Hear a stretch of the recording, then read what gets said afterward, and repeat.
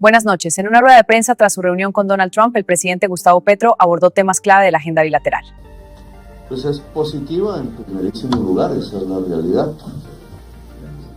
Yo creo que en un momento de profunda tensión entre los Estados Unidos y América Latina en general,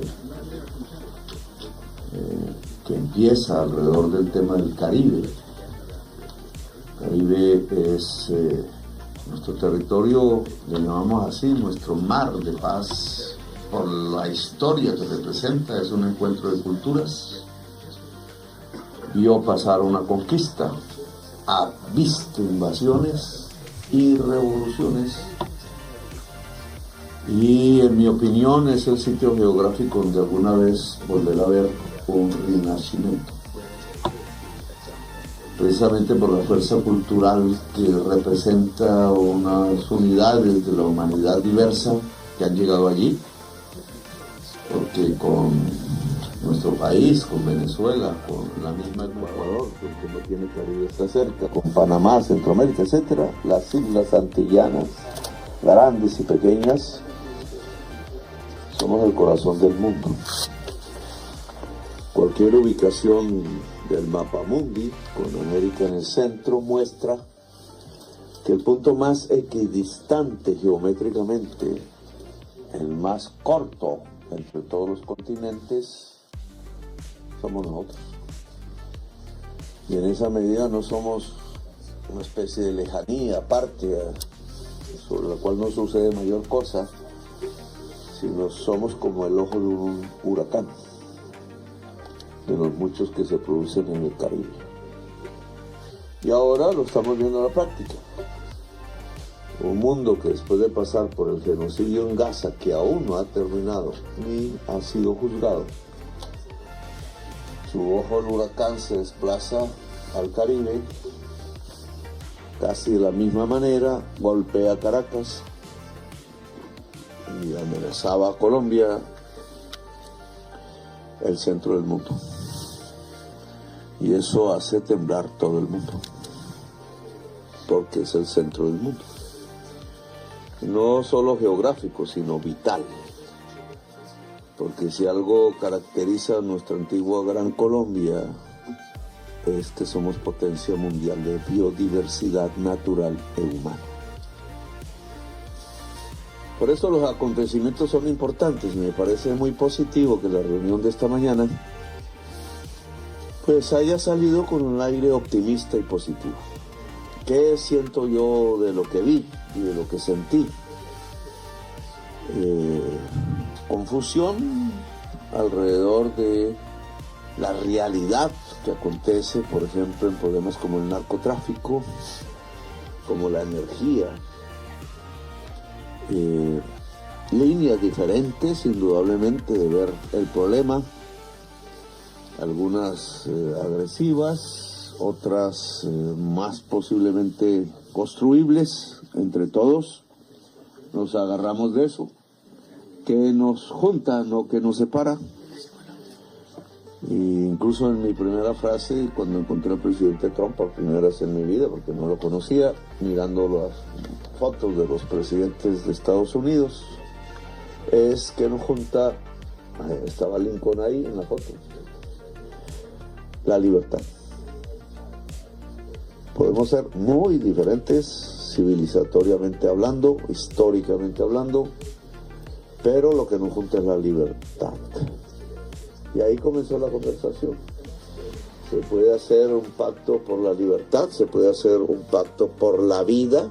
Vida y libertad hoy van juntas. Y sobre eso es que nos podemos juntar. Pues esa fue la conversación.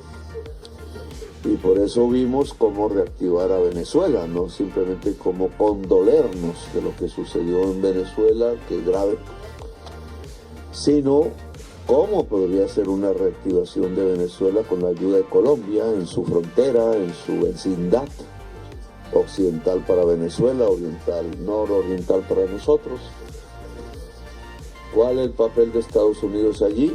Si no es levantar sanciones, por ejemplo, concretamente. y cómo dejar fluir allí, incluso con aporte de los Estados Unidos, unos flujos que ya se han construido desde hace mucho tiempo, que son comunes, una realidad, lo repetimos muchas veces. Colombia y Venezuela somos un mismo pueblo, una misma historia, y por tanto en los momentos más difíciles, donde se pone en cuestión la existencia de nuestras naciones, dejarla fluir y juntarse y volverse poder, como Bolívar pensó que podríamos ser. Y por eso allí hablamos del flujo de la energía, el flujo de las gentes, la necesidad de que eso se libere de cualquier coerción, las posibilidades que ya tenemos, porque lo preveíamos antes con nuestras empresas de petróleo públicas, con nuestras empresas de energía limpia públicas. Incluso pudo contar algo que quizás no se sabía, y es que desde el norte de La Guajira, desde La Guajira misma, podemos tener energía limpia, eólica y solar, para toda Colombia, para toda Venezuela, y aún nos queda para exportar. Que una empresa de Estados Unidos se atrevió con nosotros a construir la planta más grande de hidrógeno verde de América Latina, y está lista para exportar. Que puede ser seducible Estados Unidos si sabe matemáticamente que el potencial de energías limpias de toda América del Sur, no solo nuestras, puede en un 100% y durante mucho tiempo limpiar la matriz energética de los Estados Unidos. Y ese paso sería indudablemente un paso, ese sí, no un gesto apenas, sino un hecho científico, económico, histórico real de superación del colapso climático que se avecina, producido por el modo de energía. Y sobre esa base se puede construir cualquier pacto en las Américas. El regalo que me dio del, ¿cómo se llama?, la gorra roja de por una gran América es hacer América grande en español. Y yo le puse con un esfero que había ahí, como una colección, le puse ese, hacer las Américas grandes. Y eso no se puede hacer sino sobre el respeto entre dos civilizaciones diferentes, porque América Latina es una civilización diversa en sí misma, y la civilización que aquí se ha venido construyendo también a través de una historia diversa y difícil, como todas las historias, y que eso se llama un pacto por la vida. Exactamente, es un pacto por la vida, y solo la libertad puede crecer en la vida misma. Entonces creo que ese es un paso pequeño, pero distensiona la posibilidad de una gran hoguera humana y vital, precisamente en el corazón del mundo. Y ahí la importancia de la reunión. Ahí dejaré. Gracias, presidente. Hemos hecho una selección de medios que van a preguntar, entre medios de Colombia y medios internacionales. Les pedimos que las preguntas las podamos hacer rápidamente para que el listado tanto de medios colombianos como de medios internacionales pueda llegar a su término. Así que voy a ir mencionando quién pregunta y quién se prepara para que el personal del auditorio nos ayude a llevar el micrófono rápidamente hacia donde se encuentra el periodista. Iniciamos con Paola Toro, de Colombia Noticias RCN.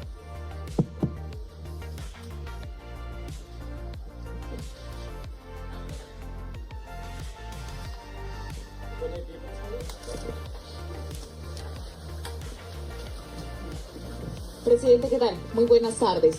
Queremos saber más sobre esas posibilidades de las que usted está hablando, que ya hay en Venezuela con la reactivación de la que usted conversó con el presidente Donald Trump. Usted mencionó en declaraciones a la prensa de la participación que podría tener Ecopetrol, que podría tener monómeros, y también ya sabemos el contexto de petroleras estadounidenses que han pedido a la administración Trump que haya seguridad en el terreno venezolano para que ellos puedan operar. Pero también la administración Trump ha dicho que no hay ningún tipo tipo de seguridad, que operan en cualquier lugar del mundo y que no ofrecen garantías de este tipo. ¿Esto qué quiere decir? ¿Que Ecopetrol va a tener algún tipo de garantía para poder operar en Venezuela? ¿Cómo va a ser? ¿Y de qué posibilidades reales estamos ya hablando? Y en segunda instancia, usted también conversó sobre la situación entre Colombia y Ecuador con el presidente Donald Trump y ha pedido que sea él quien medie en medio de Daniel Noboa y de usted mismo. ¿Cuándo empezaría esto? ¿Ya hay alguna fecha de pronto prevista para una reunión entre ustedes, entre delegados de ambos países, o que sea una lucha en los tres frentes contra el narcotráfico? Gracias. Bueno, ligas dos temas, que es el económico y el narco, que tiene que ver. Porque lo que puede desestabilizar las dos fronteras colombianas, en mención por usted, Venezuela y Ecuador, agregaría otras, agregaría las del mar, Haití, Panamá, República Dominicana y otras, es el narcotráfico. Y es un tema específico y que tiene que ver con la economía. Indudablemente, entre más se reactive económicamente el nororiente colombiano, el norte colombiano y el occidente venezolano, menos narcotráfico. Entre más se reactive el sur colombiano, sur occidente colombiano y el norte de Ecuador, más tendremos la opción de cerrar las puertas del narcotráfico. Hay un juego que hay que implementar básicamente. Si la gente no tiene con qué comer, no tiene otras opciones en las selvas, en las montañas, en lugares donde no llega una carretera, donde para transportarse duran 12 horas para sacar un producto agrario legal a un mercado, pues lo que habrá es narcotráfico.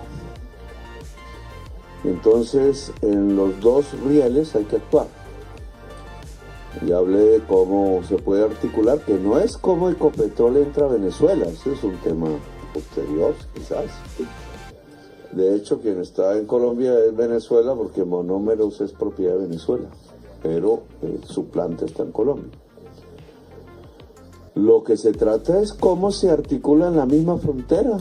Es que es ligar unos tubos, hacer así, chin, chin, chin, así como haces en tú, no debo decir chin, chin, porque no es sino hacer como en tu casa los plomeros, se cierran los tubos y pasa el gas. O puede pasar petróleo relativamente fino y se refina en nuestro país, o puede seguir hacia puertos, y deben ganar los tres países, Venezuela, Colombia, y hacia donde se venda ese tipo de mercancías. Y en eso, digamos, las propuestas están en la mesa de los Estados Unidos. Están desde hace años en las mesas de Ecopetrol. Yo mismo, siendo alcalde hace como 10 años, las vi. Y estuvieron siempre también en la mesa de los gobiernos de Venezuela. No es sino actuar. Hoy te podría decir que es cuestión de días que nosotros podríamos ofrecer energía eléctrica a Venezuela. Y con energía eléctrica es que puedes abaratar, si la energía es limpia, y no deja de ser una contradicción, pues el que Venezuela deje de quemar el gas hacia la atmósfera, con una consecuencia muy nefasta para la humanidad, y pueda incluso meterse en un tubo y venderse al mundo con consecuencias menos nefastas. O los productos del petróleo. Esa interrelación económica está hecha desde hace mucho tiempo y no se ha podido poner en funcionamiento por los problemas políticos. O sea, tanto Venezuela como Colombia, como los mismos Estados Unidos, han perdido, realmente habría que hacer ya el cálculo económico durante todos estos años, por bloquearnos. El mismo Trump lo dijo. Y me sorprendió, porque yo tenía otras ideas. Pero ¿por qué pusieron las sanciones tan tontas? Pero yo también digo lo mismo. ¿Y eso para qué? Matarnos de hambre sin soluciones para el conjunto. Es lo más antieconómico e irracional que he visto. Por eso lo primero que hice cuando llegué a la presidencia fue abrir la frontera. Hoy $1.500 millones cruzan y puede ser mucho más, y lo que cruza es fundamentalmente comida. En cambio, cuando se cerró la frontera, lo que más se comerció entre los dos países fue cocaína. Es irracional lo que se hizo. El trabajo sobre ya el narcotráfico, que hace usted una parte de su pregunta, pues volví a repetir lo mismo. Hay que ir sobre los capos. En Estados Unidos hay una creencia, incluso penetra cuerpos de inteligencia y la política, igual en Colombia, que los capos son los que andan de uniforme y fusil en Colombia, con los diferentes alias que tú como periodista colombiano conoces. Esa es la segunda línea. La tercera. La primera línea del narcotráfico no es la que te imaginas. La primera línea del narcotráfico vive en Dubái, en Madrid, en Miami.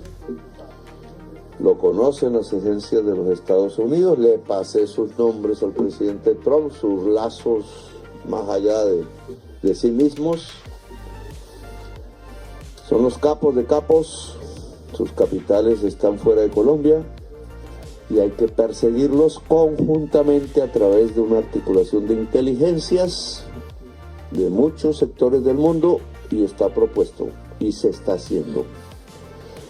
Por eso hace el domingo que pasó, no hace sino 2 días, nosotros, con inteligencia naval colombiana, con inteligencia de la DEA, articulándolas, capturamos un submarino cerca de las Azores con 10 toneladas de cocaína adentro. No murió nadie.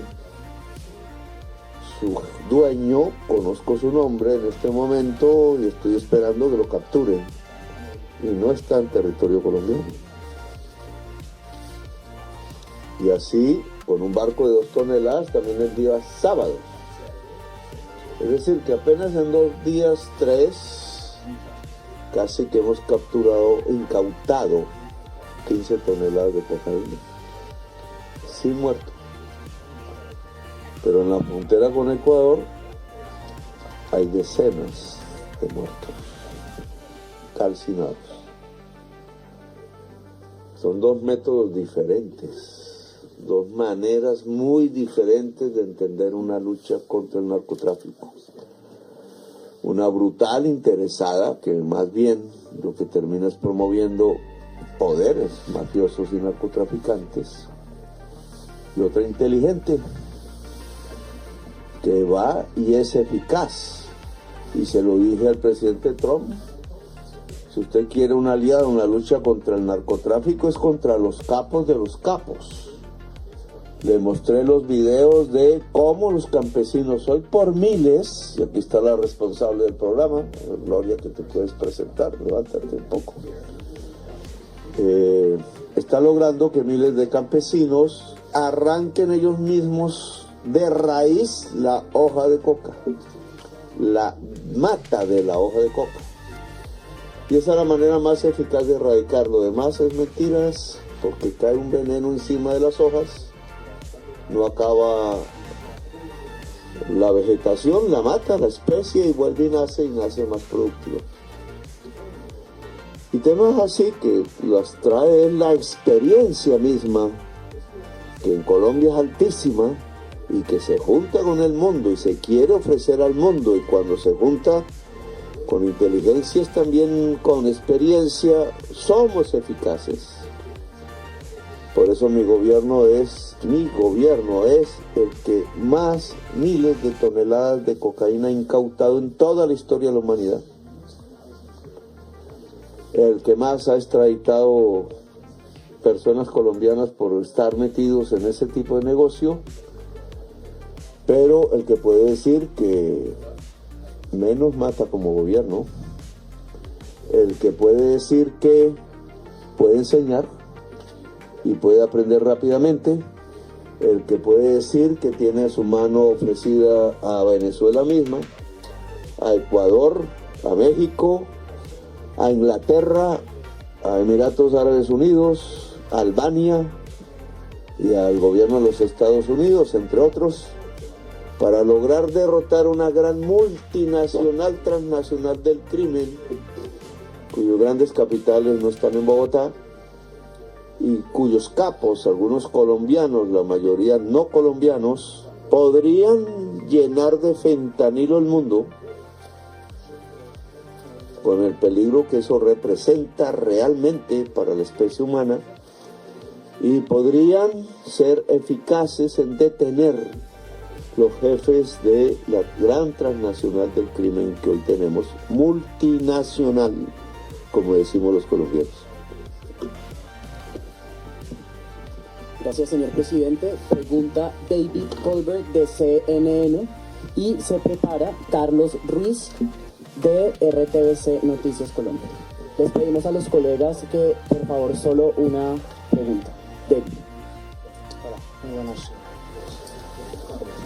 Acabo de ver algunas fotos con usted y el presidente Trump y de verdad parecen ustedes como gran amigos. Y bueno, un mensaje del presidente que dice fue un gran honor, pero hace solo un mes, ¿no?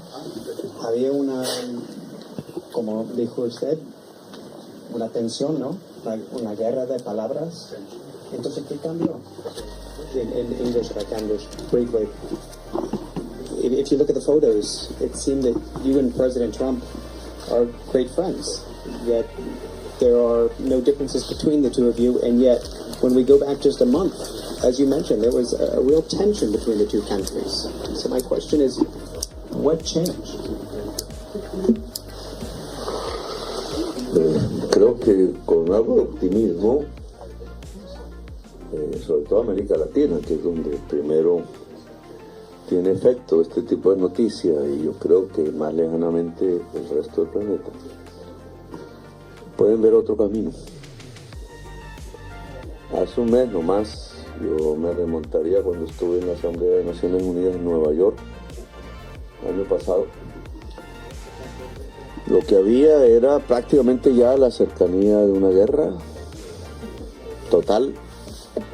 Yo mismo me atreví a proponer en Naciones Unidas, bajo la inmunidad del Tratado de las Naciones Unidas, que parecía que no quedaba otra alternativa que construir un ejército de salvación y entrar a Palestina a defender Gaza.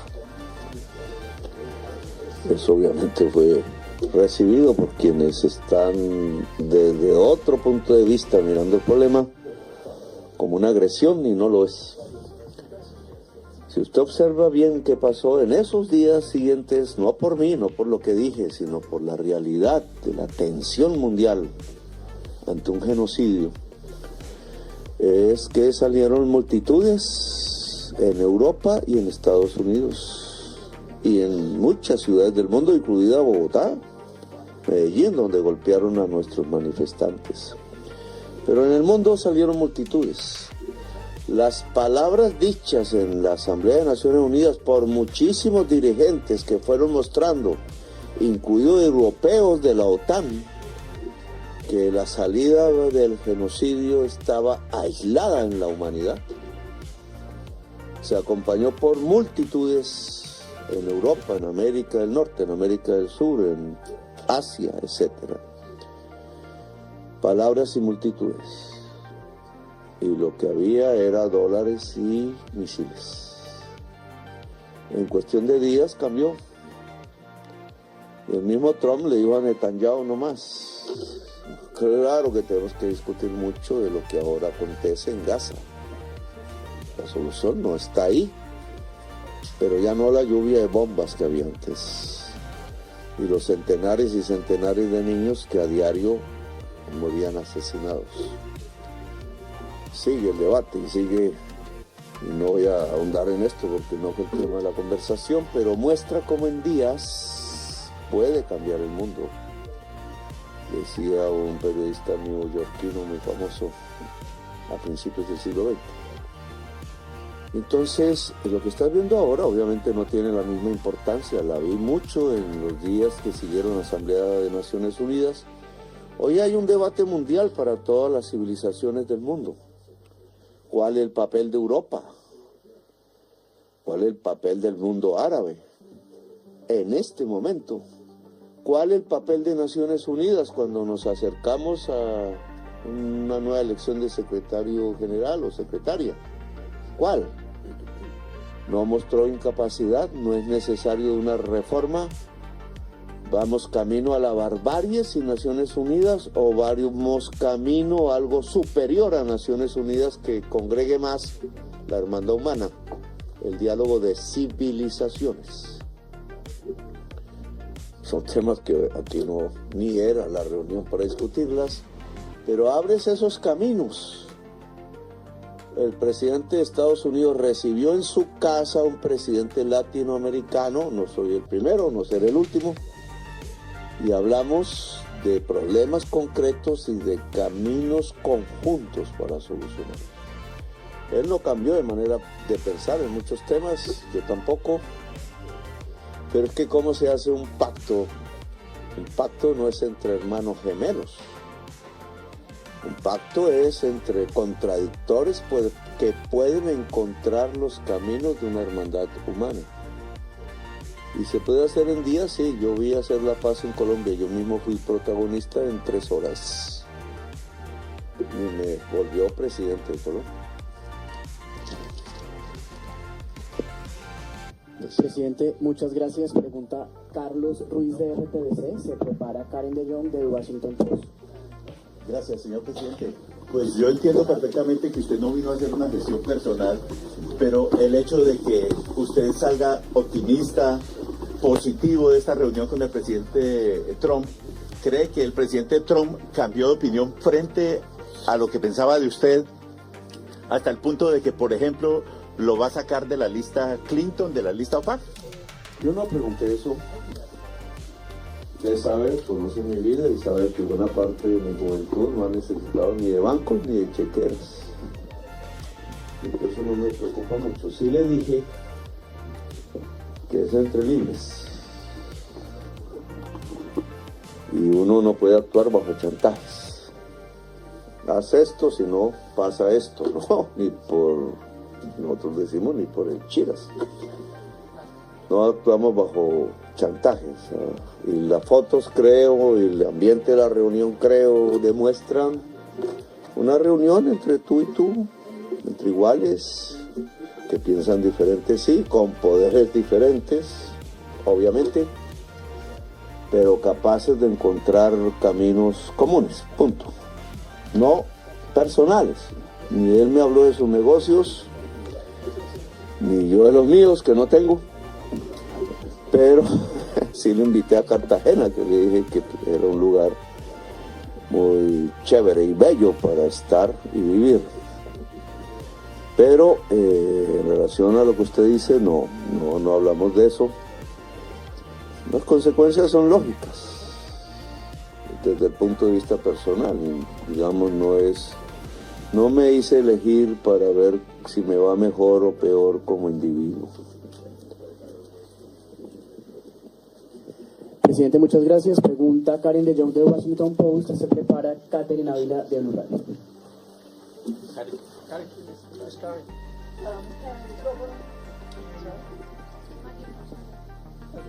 Thank you.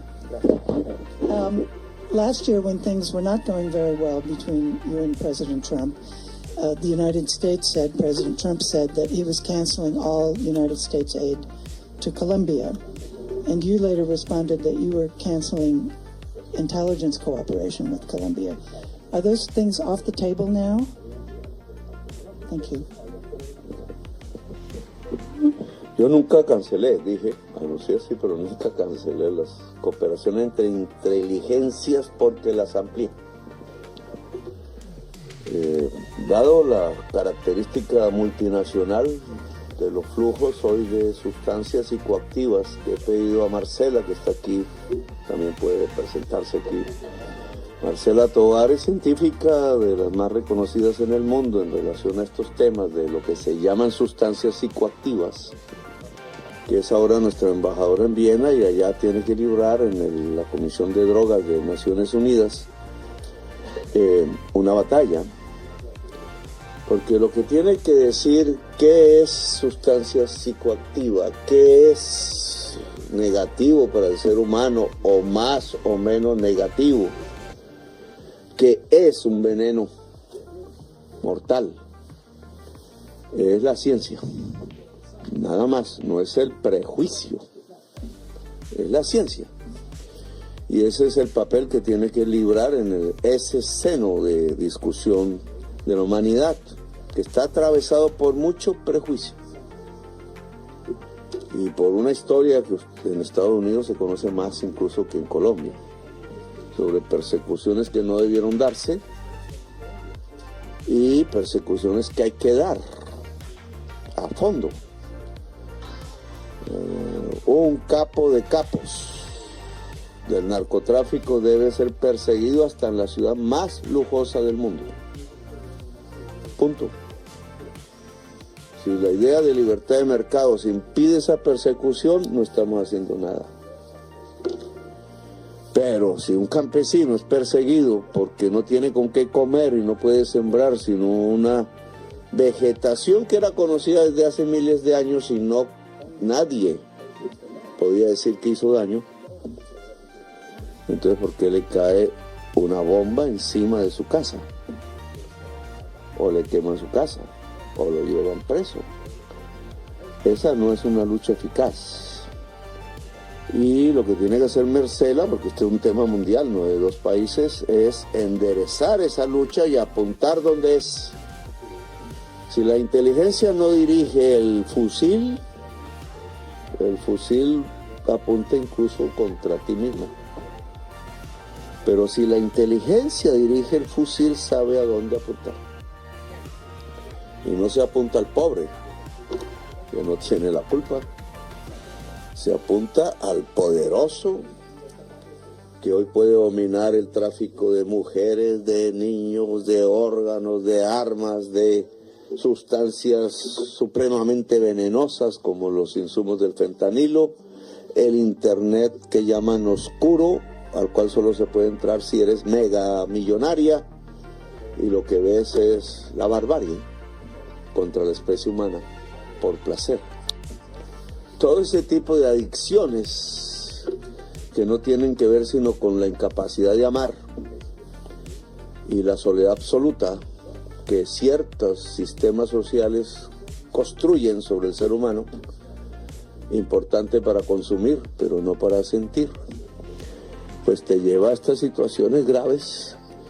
Y entonces esto se resuelve con ciencia, con acción y con amor. Cómo la sociedad de los Estados Unidos deja que un sector muy importante de su sociedad consuma fentanilo, que hoy nos atemoriza a todos. No soy científico, no soy psicólogo, pero yo podría decir que hay un camino, y es con mucho amor. No con seres solitarios sin amor. Y es un poco mi consejo. Pero bueno. Gracias, señor presidente. Gracias. Pregunta Catherine Ávila de Blue Radio y se prepara Eric Basal de Político. Presidente, buenas tardes. Estamos en vivo para Voz Populi de Blue Radio. Le pregunto, usted, tengo entendido que llevó cifras para demostrar que las mediciones de la ONU sobre los cultivos de hoja de coca en Colombia pues son erróneas. A Colombia se desertificó en materia de lucha antidrogas. Hablaron de la posibilidad de volver a certificar al país en ese sentido. Y le pregunto también, a usted lo incluyeron en la lista OFAC, argumentando que su política de paz había promovido la producción de drogas en el país. También están investigando a su esposa. Al ministro Benedetti le hablaron de pruebas jurídicas en algún momento para haberlo metido en esa lista. Si hubiera pruebas jurídicas no estaría aquí hablando. Entonces eso no existe. Yo estoy en la lista OFAC, en mi opinión, por lo que dije en Nueva York. Han intentado construir eso, pero fracasan una y otra vez, y esa no es la materia de lo que yo quiero hablar aquí. Ya escribiré un libro. Pero el tema concreto es, la FARC no funciona como un instrumento antinarcotráfico. si no es complementada por una persecución de capitales a nivel mundial. Lo demás es simbólico. Produce unos daños personales, pero no acaba el narcotráfico, como ya lo sabemos. Entonces, ¿cómo perseguir los capitales de los capos a nivel internacional? Ese es el objetivo que me parece fundamental. Y cómo capturarlos. Punto. Una utilización política de este tipo de instrumentos no lleva sino a dejar en la impunidad el verdadero narcotráfico. Y en eso, digamos, hay que impedir que en el afán político que tienen las sociedades, en sus luchas políticas, en su propia divergencia, se utilicen tratados internacionales e instrumentos que tienen un objetivo para resolver otro. Porque al final terminaremos en una confusión que hace inservible los instrumentos que hemos construido para luchar contra el narcotráfico propiamente. Entonces, digamos, el tema OFAC no nos interesa a nosotros, ni como familia. Y lo que nos interesa mientras seamos gobernantes de mi país, en el periodo en que el país ordenó que fuera presidente, es que podamos dejar un camino mejor de lo que venía recorriendo Colombia. Las cifras de la UNODC, que es la primera parte de tu pregunta, UNODC, bueno, como se llame, del Consejo de Drogas de Naciones Unidas, son malísimas desde hace más de una década. Y uno de los temas de acuerdo con los Estados Unidos, su gobierno, es que tiene que haber una verificación científica independiente. Si nosotros decimos nuestro campesinado va a sustituir arrancando de raíz las matas de hoja de coca y reemplazarlas por cacao, coca o café, se verifica científicamente y no por nosotros, para no engañarnos. Si de verdad lo que hemos propuesto es que en corto plazo, marzo, acaba de salir un comunicado, aquí estando en Colombia, de una de esas organizaciones que viven de eso y se arman y son violentas, que ya está dispuesta en marzo a que se quiten 10.000 hectáreas, 30.000 hectáreas de hoja de coca. Eso es el 10% de lo que suma la UNODC. Solo una. Yo lo que quiero apenas regrese a Colombia es ni siquiera que lo digan organizaciones armadas, sino desatar un movimiento campesino, social campesino, que se libere con o sin permiso de cualquier organismo armado que aparezca ahí financiado precisamente por la cocaína, sus dueños, porque la cocaína no financia, sino los dueños de la cocaína. Es que Colombia pueda decir, es que estamos a un paso de ello, que nos desnarcotizamos en nuestro sistema económico y que el mundo ojalá compre café colombiano, cacao, coco y productos industriales de Colombia, y que ese es el camino para que no se siembre más hoja de coca con fines mercantiles en el mundo. Hoy ya tienes una noticia de una de esas regiones en el sur, en la frontera con Ecuador, que dice somos capaces hasta marzo, de aquí a marzo, de quitar 30.000 hectáreas en Nariño y Putumayo, frontera con el Ecuador. Verifiquemos. No digo que creamos, no. En marzo se verifica. Y si uno de ellos está preso, se va a las cárceles de Estados Unidos por mentir. Pero si llega a ser cierto, Colombia ha descubierto un camino pacífico para erradicar los cultivos de hoja de coca y puede ser mostrable a los países que tengan ese problema y a quienes consumen. Pero Colombia no consume cocaína. Los porcentajes son mínimos. Ni fentanilo, ni produce fentanilo. Los consumidores en gran número, en donde estén, sus gobiernos tienen que analizar el porqué del consumo. ¿Qué lleva a un ciudadano o ciudadana joven a veces a perderse en el mundo del fentanilo? ¿Por qué se suicida y por qué hay suicidio en masa? Tema en el que no me puedo meter porque yo soy el presidente de Colombia y no de otras regiones del mundo. Gracias, señor presidente. Pregunta Eric Basail de Político y se prepara Luis Eduardo Maldonado de Caracol Noticias. Muchísimas gracias, muy buenas tardes, señor presidente.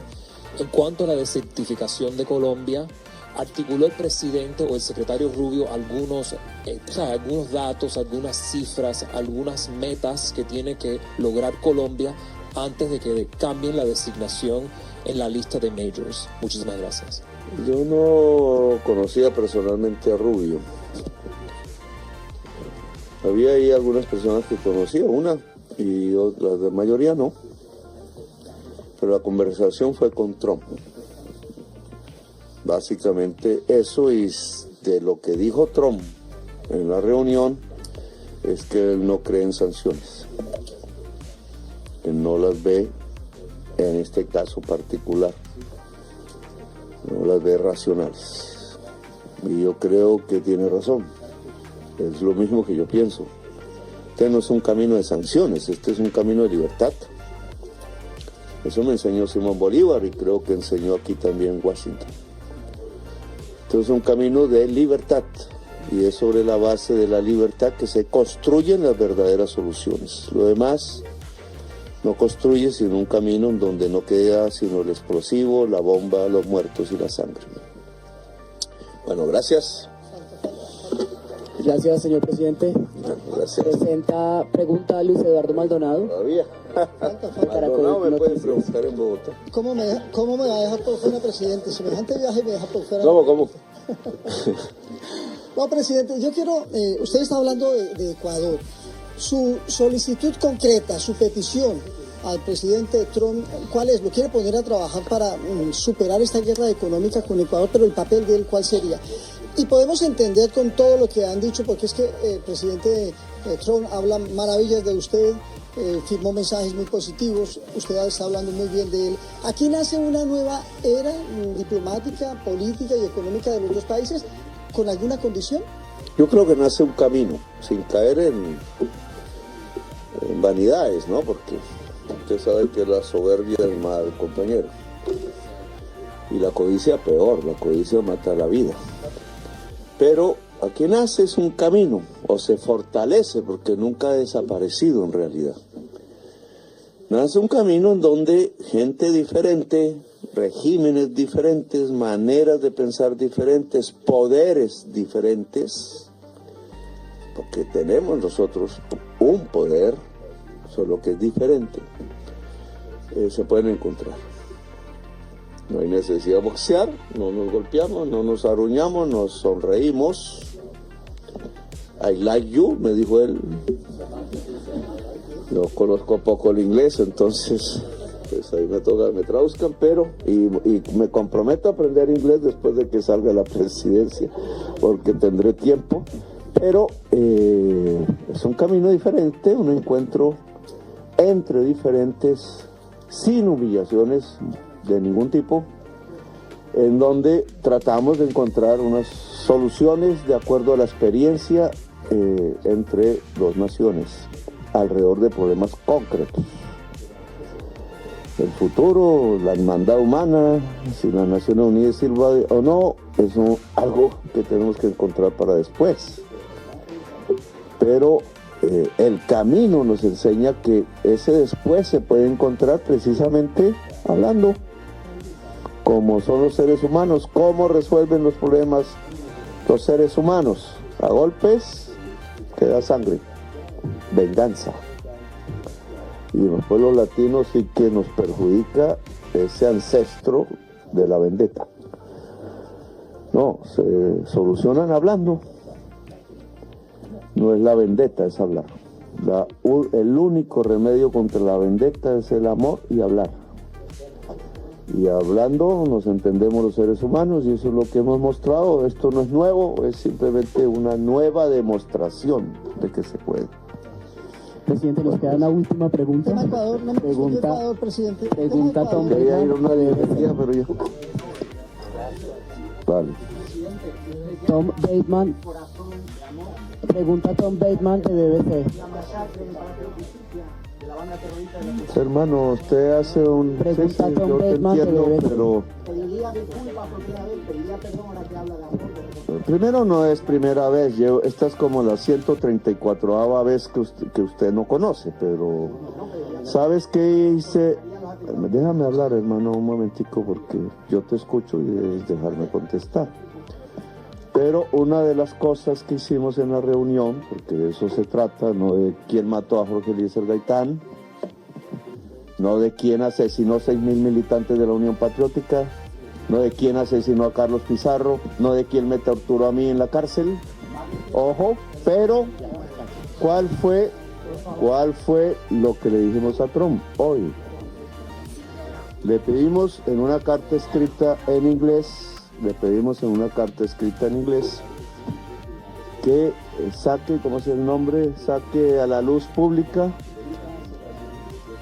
desclasifique todos los informes que en la inteligencia de Estados Unidos hay sobre 2 hechos de la historia de Colombia.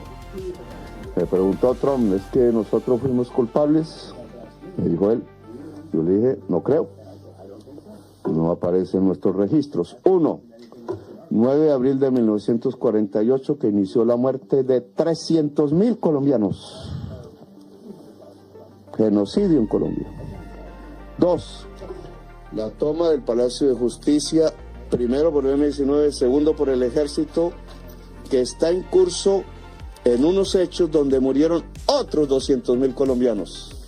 En Colombia hubo un genocidio que aún no termina. Y nuestra labor en construir la paz, que yo hice personalmente con el comandante Carlos Pizarro, es frenar el genocidio que hay en Colombia y en cualquier parte del mundo. Bueno, gracias. Muchas gracias.